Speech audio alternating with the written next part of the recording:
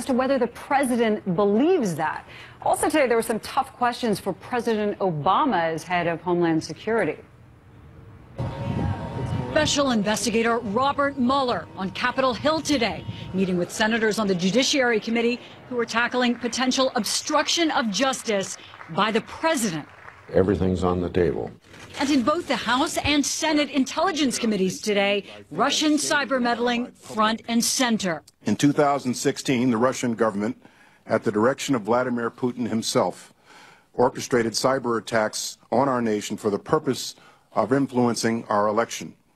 That is a fact, plain and simple. A well-planned, well-coordinated, multifaceted attack on our election process and democracy. Homeland Security officials telling lawmakers the Russians were aggressive and relentless, trying to target not only entities like the Democratic National Committee, but election-related networks in 21 states. In Illinois alone, the attackers were hitting 5 times per second, 24 hours a day. But just yesterday, White House spokesman Sean Spicer said he doesn't know if the president even believes this meddling happened. The one individual in America that still seems to not accept this basic fact is the President of the United States. U.S. intelligence agencies concluding, though, that the Russians were never able to change votes, only gather data and release it to sow distrust and uncertainty. But there were plenty of questions, too, for former Homeland Security Secretary Jay Johnson on why the Obama administration didn't alert the American public sooner once they detected Russian activity last summer.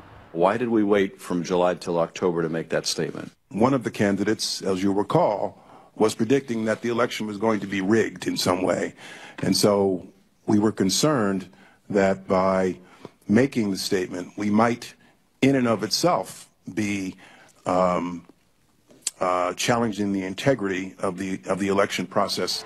In the Senate hearing, one member asked if Donald Trump was unwittingly acting as a Russian agent by calling the election rigged.